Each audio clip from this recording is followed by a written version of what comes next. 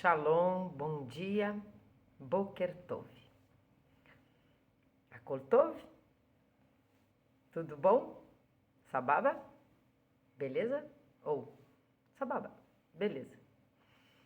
Hoje nós vamos conversar sobre uma passagem bíblica, que é o versículo 2 do capítulo 1 de Bereshit.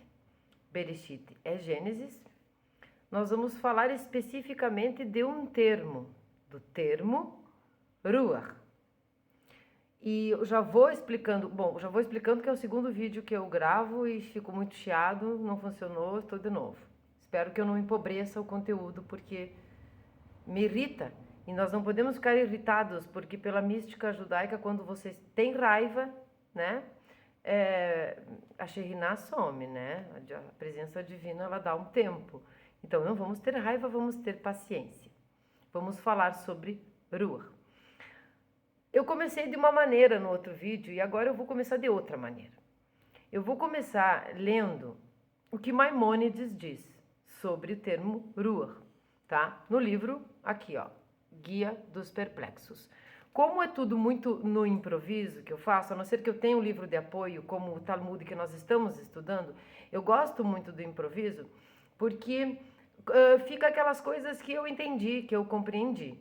Mas como nós vamos falar de um pouco de exegese nesse momento, eu preciso compreender os termos determinados por exegetas, ou por um dicionário, ou por um contexto.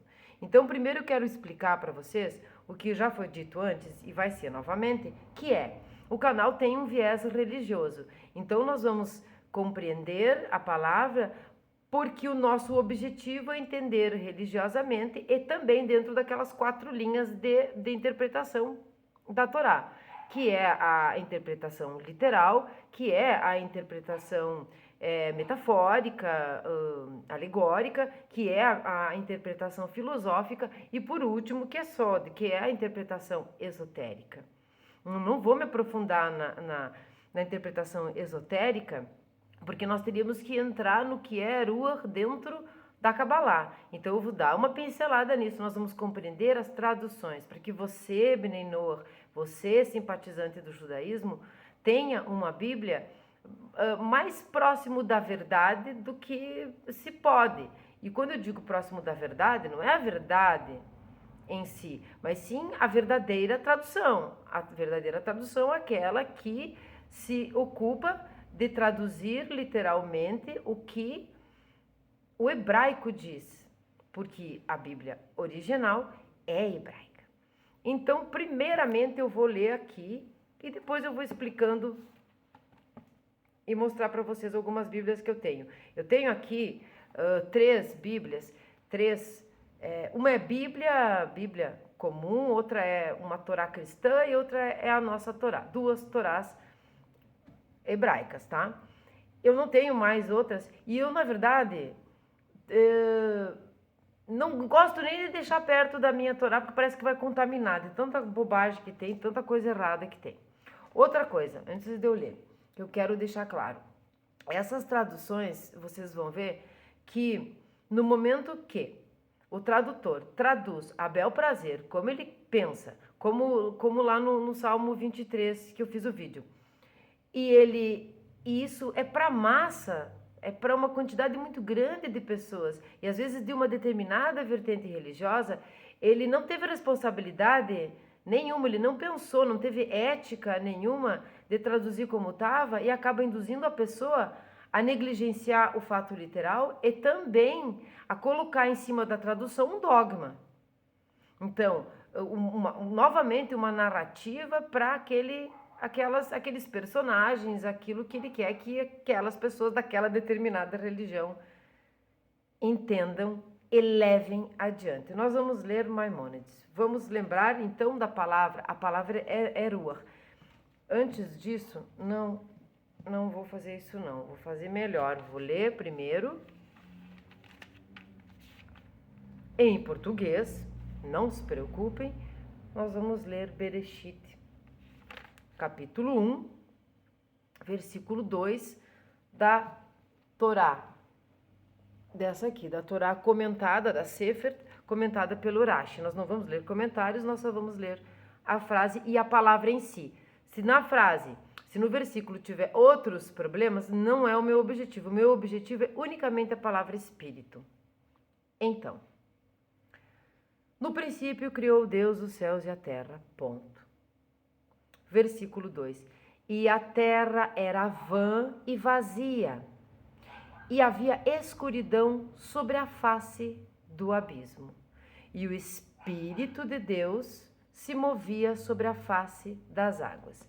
Então, nós vamos falar desse Espírito de Deus que se movia na face das águas, sobre a face das águas. Espírito aqui com letra minúscula, como deve ser. Mas eu compreendo que não é a melhor tradução. Aqui poderia ter sido usado, sim, sopro ou vento. Por quê? Porque literalmente a palavra significa sopro ou vento. Falei que ia começar lendo Maimônides e comecei fazendo outras coisas, mas então nós vamos ler no dicionário. Que dicionário? Esse aqui. Esse aqui é um dicionário moderno, tá? Moderno, do hebraico moderno. Também para vocês compreenderem que existe o hebraico moderno e existe o hebraico bíblico. O hebraico bíblico é muito mais estilizado, muito mais difícil, tá? Bem parecido, mas mais difícil. Nós vamos encontrar, inclusive, palavras em aramaico, no hebraico bíblico, na Bíblia original. Então, vamos ver o que diz sobre a palavra vento.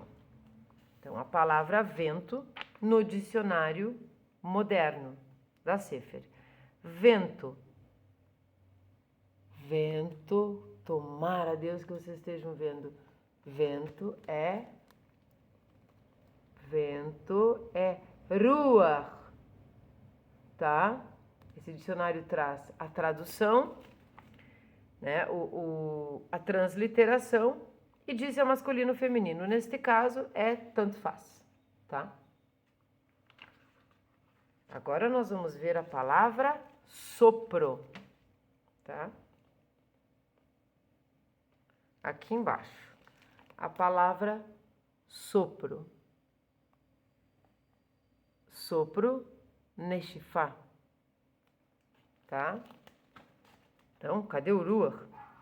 Mas também é sopro. Agora nós vamos ver no mesmo dicionário a palavra espírito. Espírito. Espírito, aqui embaixo, sempre como marca-texto, nós vamos ter ruach aqui embaixo e aqui uma nova palavrinha, nefesh. Ué, espírito é nefesh? Ruach é traduzido como espírito, às vezes, por que é nefesh? Nefesh é o nosso primeiro nível da alma pela Kabbalah. De baixo para cima, nefesh, ruach, neshama. Nós vamos entender onde está ruach aqui. Mas, primeiro eu vou ler, então, o que Maimônides diz. Maimônides. Sobre a palavra ruach. Tá entre parênteses, vento, espírito. Tá? Ruach é um homônimo que designa o ar. O ar. Ou seja, um dos 4 elementos, como em e o ar de Deus plainava. Esse é o capítulo 1, versículo 2, onde o ar de Deus plainava. Aí é ar, aí é sopro, é um vento suave, não é? É também o nome do vento que sopra, como em e o vento, ruach, do Oriente, trouxe os gafanhotos. Por que eu vou ler várias frases aqui dele? Por quê? Aqui no e o vento do Oriente trouxe os gafanhotos, no hebraico, está escrito ruach. Então, aqui ele é vento. Entende o que é a exegese? A exegese precisa trabalhar a gramática, o significado, o contexto dentro da oração, né, do período, dentro da frase e o contexto histórico também.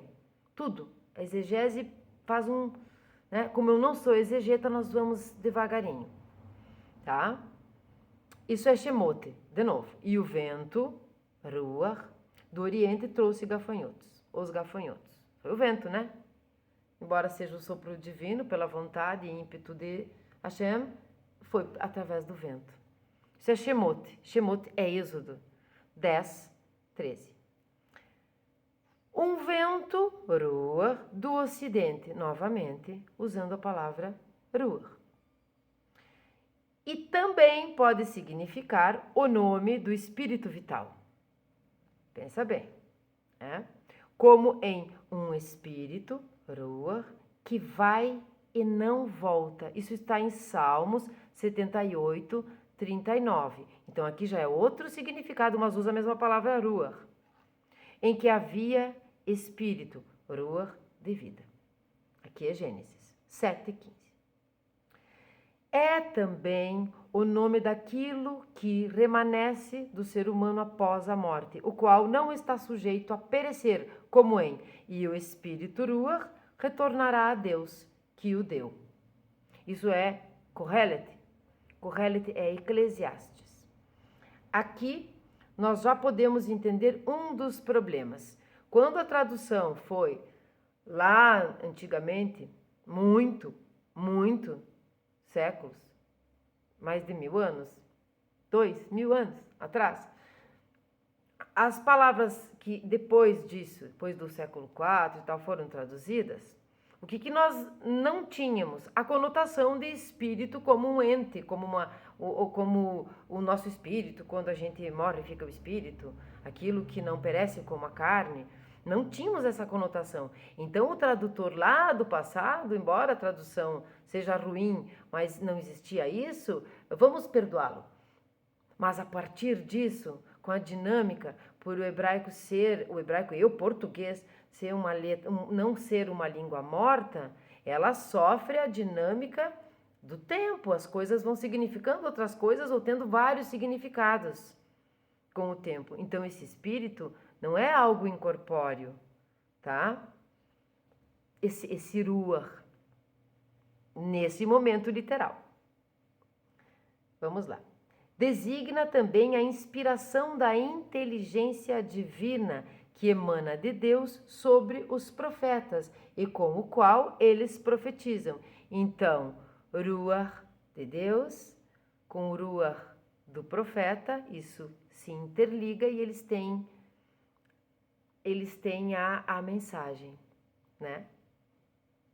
A profecia vem de Deus, passa para o profeta e o profeta para nós.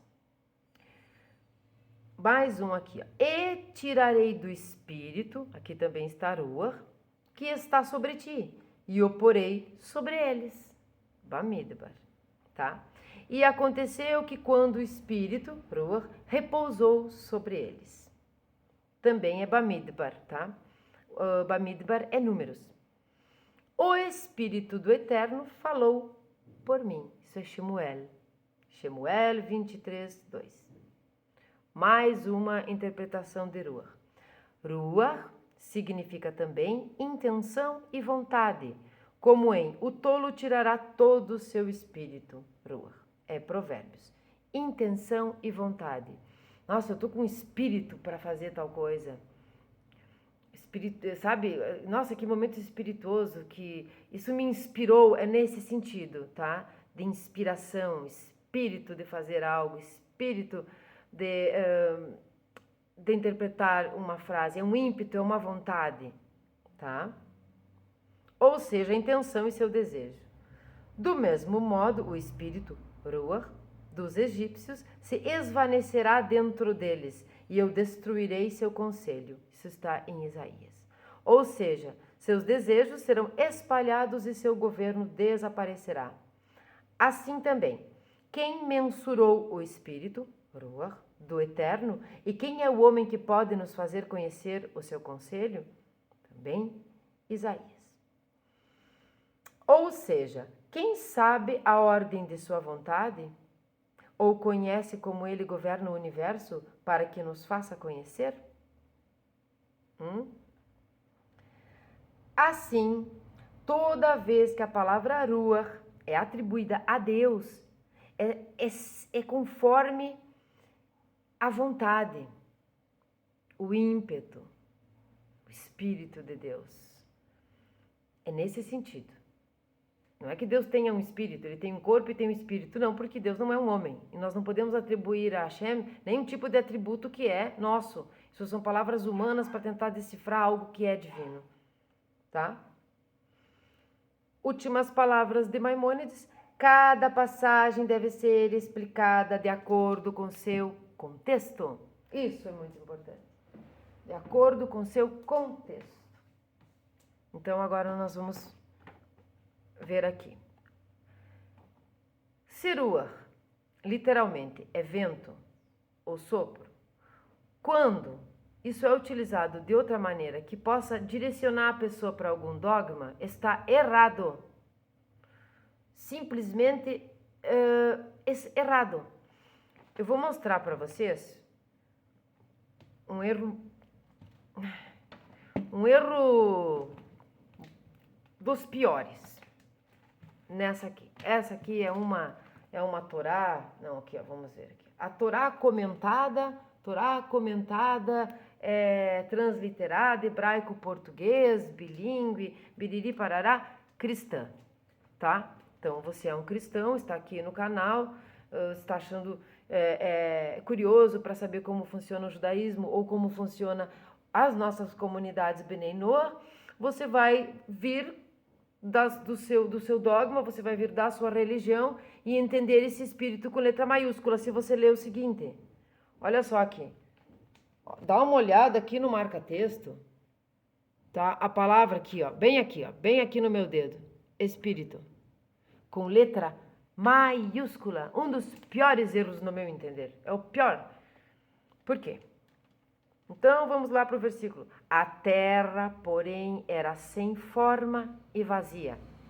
Havia trevas sobre a face do abismo, mas o Espírito de Deus, letra maiúscula, pairava por cima das águas.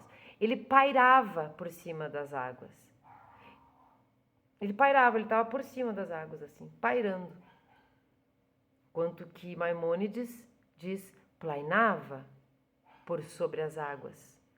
Então, nós não vamos entrar aqui no termo trevas, que me deu um negócio por dentro, tá? Nós vamos nos deter no espírito, em ruach. Espírito com letra maiúscula, não! Agora eu fiquei baba.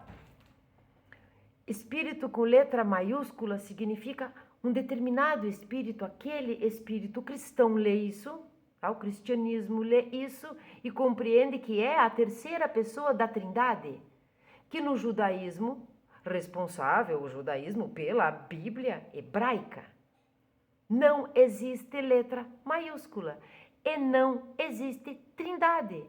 Então não tem pessoa nenhuma ali. Mas o cristão vai ler e vai entender que é o nome do Pai, o nome do Filho e do Espírito Santo. Está em letra maiúscula.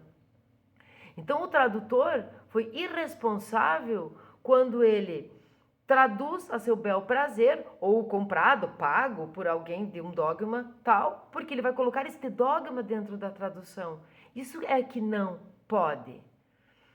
Nós precisamos utilizar as nossas interpretações, seja da religião que for, já que estão utilizando a Torá, que é hebraica, que é do povo judeu. Precisamos usar essas quatro, mas nós não podemos negligenciar nenhuma. O espírito de letra maiúscula não existe, porque não existe letra maiúscula no hebraico. Só Deus tem letra maiúscula. Só Ele, quando se direciona a Ele, só para Ele tem letra maiúscula, tá? É uma das coisas. Então, você vai colocar o dogma, entender aqui dois problemas, a letra maiúscula que não existe e a compreensão da Trindade que não existe para o judaísmo. São dois problemas importantes, não é mesmo? Agora, eu vou ler, aqui já li aquela primeira, que é o espírito de letra minúscula, menos mal, mas não está completo. Existe uma Bíblia que, se eu não me engano, é a Bíblia de Jerusalém, é Bíblia de Jerusalém, o nome, eu não tenho, mas se eu não me engano, essa é uma das Bíblias que traz, assim, de forma sopro. Então, não dá ideias para viajar em cima do que está escrito. Vamos lá. Vamos ver aqui no que eu tinha feito. Tinha feito uma colinha, mas eu não quero ver a colinha. Não vou querer, que vai só me atrapalhar. Vamos deixar a colinha de lado, vamos no improviso, que é melhor. Também deixando claro uma coisa. Falei alguns lugares onde vocês podem procurar, mas nada melhor do que conhecer o hebraico. Então procurem um professor, uma professora de hebraico, tá? Então nós vamos voltar agora para compreender como que isso é importante para nós, Bnei Noach. Ruach é um nível da alma. Como eu disse, nós não vamos falar, mas Ruach é o responsável por ligar Nefesh a Neshama. Nefesh, que também tem suas divisões, que chama ali no dicionário de espírito, tá? É um nível da alma na Kabbalah que diz respeito aos nossos instintos, ao nosso instinto de sobrevivência, tá? Mesmo que tenha divisões ali, isso é a grosso modo. O nosso instinto de comer, de nos vestirmos, de trabalharmos, de fazermos as coisas e outras coisas mais. Ação. Neshama é o nosso intelecto. Embora seja um terceiro nível e a gente vai ter mais 2, ainda assim já é bem profundo. É o intelecto, tá? É a cabeça, é em cima. Ruach está no meio desses 2, interligando isso. Então, nesse momento, quando nós chamamos Ruach de ímpeto, de vontade, é uma vontade, um ímpeto de nos ligarmos, tá? A ação com o intelecto e assim nós termos o sopro, o Ruach de Deus em nós. Então, aqui é sopro.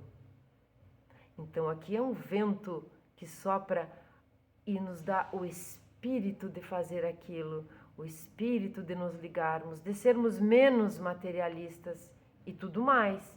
Então, esse é um nível da alma. Quando você coloca isso como espírito, sabendo que é dinâmico e que hoje o espírito é interpretado por várias outras maneiras, você está negligenciando a exegese, você está negligenciando o literal do que queria dizer, porque poderia dizer que era vento em cima de água, sim, porque acontecia muito de escreverem assim, o vento, né, o vento em cima das águas moveu as águas. Como nós estamos falando de uma escritura sagrada, isso vai ter vários entendimentos, porque sempre subliminarmente a frase literal da Torá vai te dar essas 4 interpretações. E a interpretação mais importante é só de que é esotérica, é quando você já se elevou. Ruach está elevado aqui para você buscar outros entendimentos. Então agora eu vou ler uma outra aqui, que me surpreendeu. Aí eu já digo qual que é. No princípio, Deus criou o céu e a terra. A terra era um caos vazio. Nós não vamos entrar nesses detalhes, tá? Científicos do que é caos, do que é entropia. Não, tá? Era um caos vazio. A escuridão cobria as profundezas e um vento de Deus se agitava sobre a superfície das águas. Tá aqui, ó. Não tá com marca-texto porque a Bíblia não é minha, eu não posso estar marcando as Bíblias dos outros. Tá vendo ali, ó? Ó. Meu dedo aqui, ó. Um vento de Deus. Deus está com letra maiúscula. O vento não está com letra maiúscula. Não está escrito espírito, está escrito vento.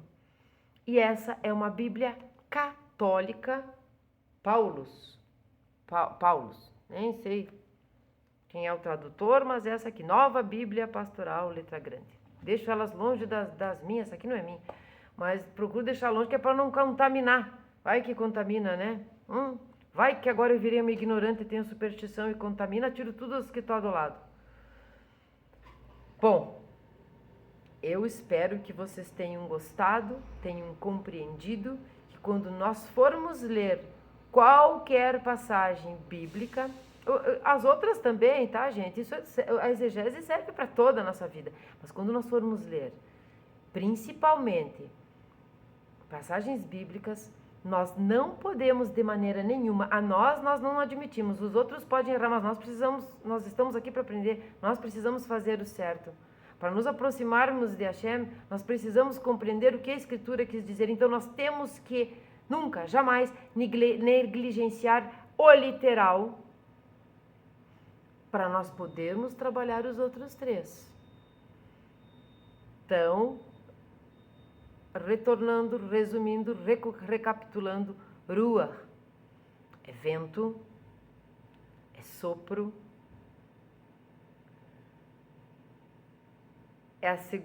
é o segundo nível da alma, é movimento, é ímpeto, é vontade, é espiritualização. E nós vamos compreender onde essa palavra quer dizer isso e onde a palavra quer dizer aquilo, conforme o contexto da frase, conforme o versículo. Então, Ruach trouxe os gafanhotos, mas Ruach plainava sobre as águas. Ruach de Hashem. Espero que tenham compreendido, que eu não tenha piorado ou deixado com dúvidas. E eu quero dizer o seguinte, por favor, tá? Por favor, povo de Deus, amado, querido, se inscrevam no canal, ativem o sininho, curta, compartilhem. E agora vem o pedido importantíssimo, comentem.